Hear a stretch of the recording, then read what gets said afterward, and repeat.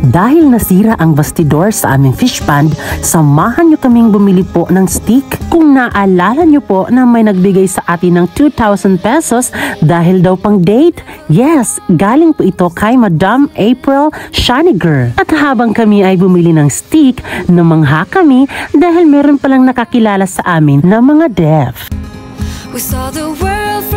So meron po napapapicture sa ating mga kalab, hindi po sila makapagsalita. Fan po nila tayo mga kalab. Salamat sa kanila. Through the desert there and back again. Whenever you Baby Francis. Yes, baby. Hi mga kalab. Ako po pala si Ulysses, ang bayot ni kay Ator Dilihiga. Ako si Francis, ang gwapo perdiuso. And we are the Family Love Team. Kung bago ka pa lang sa aming channel, don't forget to subscribe. So ngayon po, yan dito tayo sa aming fish pond. Ayan, again and again. At pasensyahan na po sa mga nasumulan at sa mga nagsawa na sa aming mga vlogs dahil palagi nila nag-fish pond. Paano yan? Ito yung buhay namin. Kaya talagang no choice talaga tayo, no? So ngayon mga kalab, ay meron naman po kaming gagawin dito sa fish pond, ang paggawa po ng bastidor. So meron kaming bastidor dito mga kalab, at ito po. So ito po yung bastidor namin mga kalab. Ayan, ito po ay sobrang gamit po sa fish pond. Kaya po namin vlog dahil isa din po ito sa pinagkakakitaan namin ng fish pond. At nilalagay po ito upang makaharang po sa mga basura po, 'di ba? Hindi naman natin maiiwasan ang basura. At kapag nilinis naman namin at kapag nag-high tide, nagugulat na lang kami, meron namang basura. Kaya medyo napapagod din kami, kaya wala kaming magagawa. Talagang gumawa talaga kami ng bastidor para ito pangharang, para yung mga basura is hindi papasok sa fish pond mga kalab. Ayan. Nabali ito siya nung nag-high tide po, sobrang high tide. Dito po yan nilalagay mga kalab. Kagaya yan mga kalab. O, yan po yung bastidor. Hinaharang po sa pamerta. At meron kaming nabili ditong stick po. Ayan. At yung mga net po. Para makagawa po tayo ng bastidor. So, syempre, kailangan natin ng stick mga kalab. Ngayon lang namin yan binili. At lalong-lalo na po itong net mga kalab. Ayan. So ngayon po ay kami lang po ni Francis ang gagawa at sana maging okay siya mga kalab, no? Kasi talagang gagawin pa din namin yung best namin upang makagawa tayo ng bonggang bastidor. Kaya just keep on watching. So dito kami kukuha ng sukat niya mga kalab kasi ito yung pinaka-perfect na sukat talaga dyan sa pamerta namin. At yan yung, yun nga, susukati namin.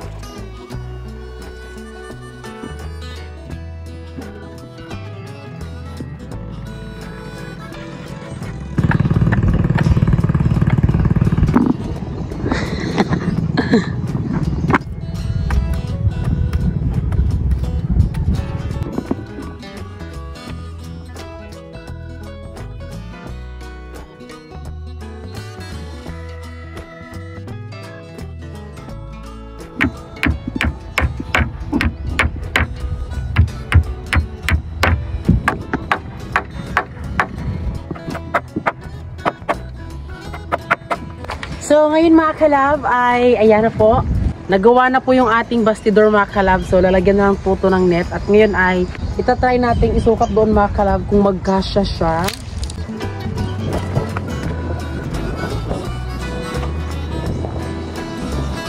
Wow, nagkasya nga.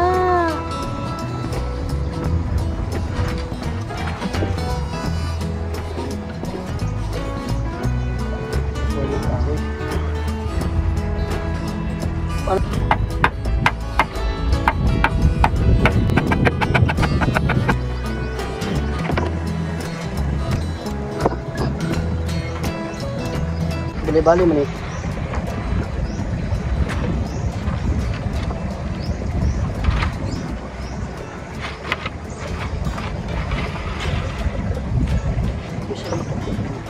So yun mga kalab, nagkasya talaga yung ating ginagawa na bastidor mga kalab. Ito na po yung sukat. Oh.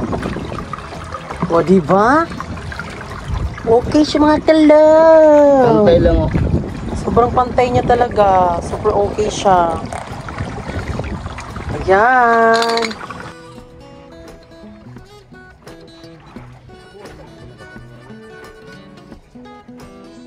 Oh my God mga kalab, grabe. Sobrang init ho talaga ng panahon dito ngayon. At ngayon po ay doon na lang namin i-continue po sa aming bahay kubo. Maganda kasi dito gawin mga kalab kasi malapit lang sa Parmerta, 'di ba? Kasi kailangan kung may pagka-problema, susukatin na siya agad-agad. Ayan. So yung gagawin muna natin ngayon is yan lang muna mga kalab at maglalagay na tayo nitong net mga kalab, no? Ayan, so doon na lang tayo gagawa sa bahay kubo natin at ang oras kasi ngayon is alas 10 na po, so malapit na pong mag-lunch. At yung isa naman is mamaya na natin gawin mga kalab, mga 1 PM. Ayan, dahil dito lang din naman kami kakain. Kaya ngayon ay punta na po tayo doon sa ating bahay kubo. So andito na tayo sa ating kubo mga kalab. Ngayon po ay ito po yung net natin. Ayan, maglalagay na tayo.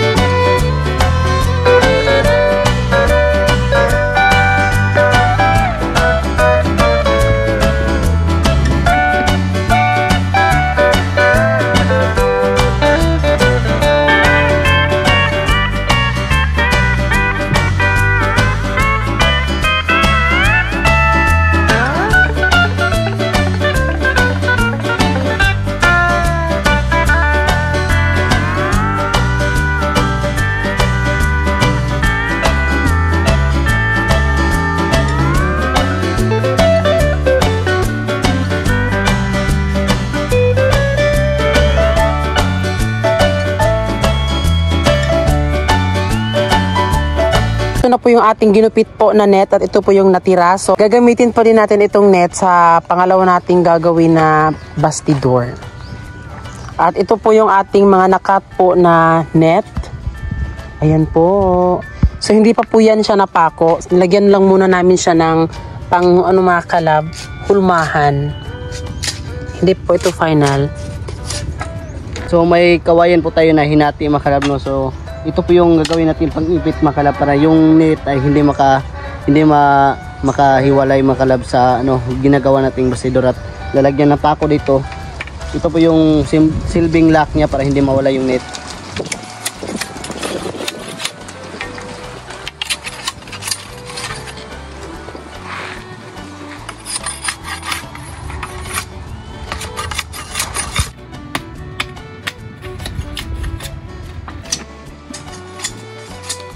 So ito po yung gagawin natin mga kalab. Ito po yung sinasabi ko kanina mga kalab na ito yung magsilbi na hindi makawala yung net.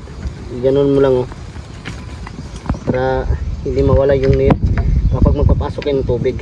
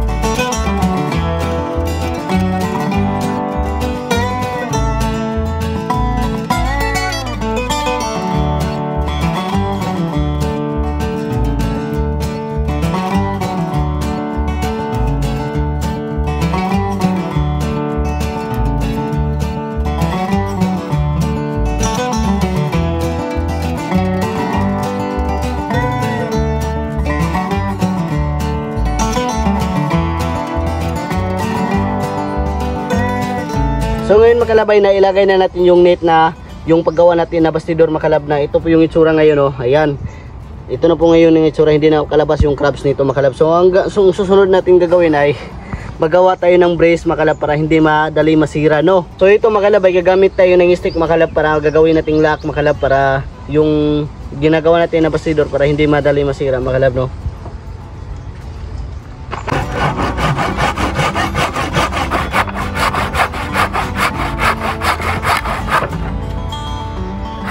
Pang isda na.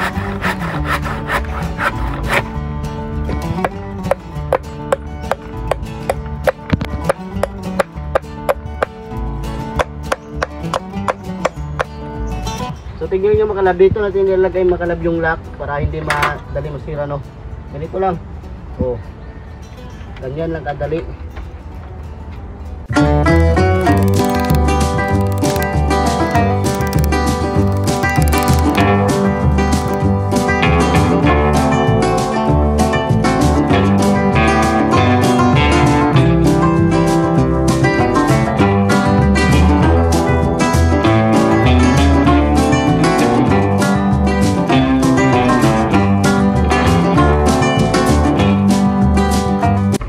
So ayun mga kalab, sa wakas ay ito na po ang itsura po ng ating bastidor. O di ba mga kalab, akalaan nyo mga kalab, magsipag lang talaga. Ayan na po ang bastidor. Lalagyan natin dun.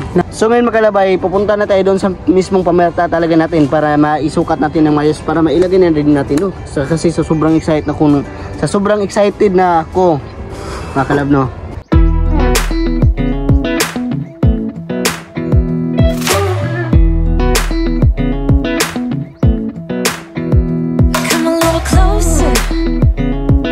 So ngayon po mga kalab, ay bago po natin ilagay itong ating bastidor ay i-make sure mo po muna natin mga kalab na hindi po, na wala pong nakaharang sa ibaba mga kalab. Kaya ayun po si Francis, lumusog po siya sa fish pond.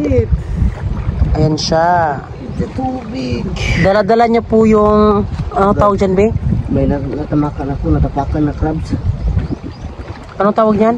Tagad. Ayan. Dala-dala niya po yung tagad mga kalab. Tignan niyo po, madaming talaba mga kalab no. O di ba? Masarap yan ulamin. O.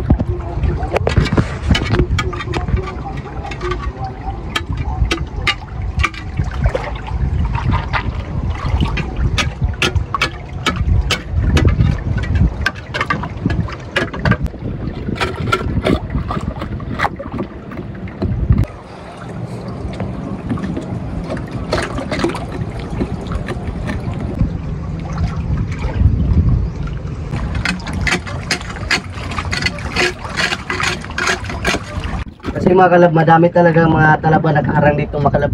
So kailangan natin kunan talaga kasi para maipasok na maayos yung ating bastidor.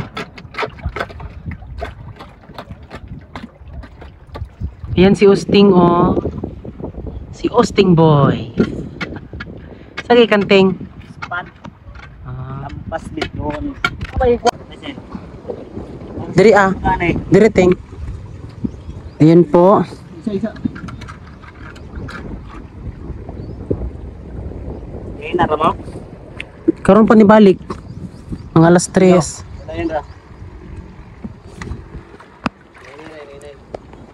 So ngayon po ay itatry po na ilagay po ang bastidor. Kasi nung pagsukat namin mga kalab, okay yan. Nilid. Balik pre, balik. Balik. Yes.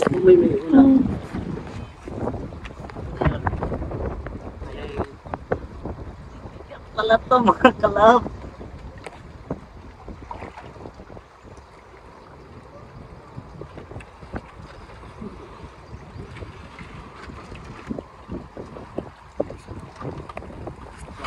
Oops.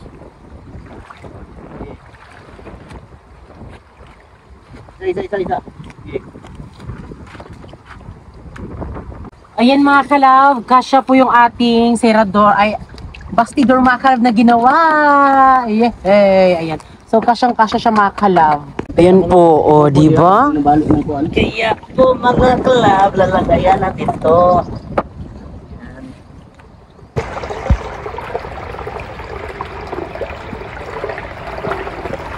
Ang kulit story kama na siya. Sa. Mana dia ketua ke bagong sa doras laom. Oh, bagong. Ngani. Pumunta po si Francis sa ibaba mga kalab kasi pinuntahan yung pamerta namin sa may harapan dahil ano mga kalab, nagulat siya bakit may parang may kumukulong tubig mga kalab. Pero hindi pala sa amin yung may problema, sa kapitbahay pala namin mga kalab yung fish pad niya. Diyan banda, merong kumukulong tubig mga kalab dahil yung kanyang tiradora is nasira na. Kaya aayusin nila ngayon din. Ito yung sa kanila, ito yung sa amin. Kailaom? Oh. Boy, bakit daw rin pa? Turuguan ni mo ma. Kuan ni.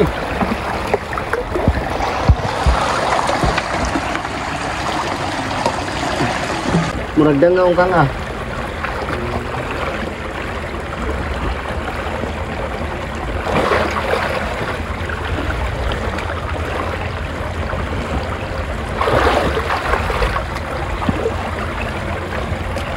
Tawa ko master kay.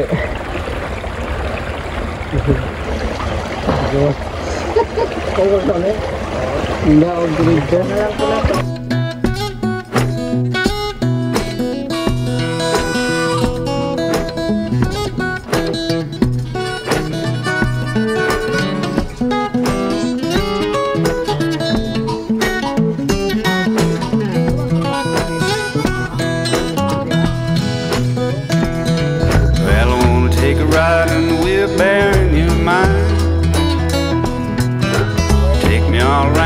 Thinking places where you spend your time. Ain't no place I'd rather go. You're a funny little critter and I love you so. And I wanna take a ride and we'll bear in your mind. I come and sit down with me in a rocking chair. Coffee pot is nice and hot. We can sit in So ayun mga kalab, tapos na po yung ganap natin dito sa ating fish pond, like sa paggawa po ng bastidor. At sana po meron po kayo natutunan dyan, lalong-lalo na po sa may mga fish pond. Ayan, so ito na po yung may pakita namin vlog sa inyo na legit po ang mga pinapakita namin sa inyo. At ito na po, kaya pasensya po, hindi namin nagawa yung isa dahil sa sobrang init kasi mga kalab, hindi na kami nagtuloy na gumawa kasi sobrang init talaga. Talaga dito makalab, malaki talaga yung kalibangan dito. Ayun, kasi sobrang init talaga. Yes. Kaya yun po mga kalab, maraming salamat po sa lahat ng nanonood ng aming vlog. At syempre bago kayong malis, please don't forget subscribe our YouTube channel at kami ang Family Love Team. Sabi, dapat love na. Couple days or even just an afternoon. We'll be looking up and we'll be looking down. We can wave to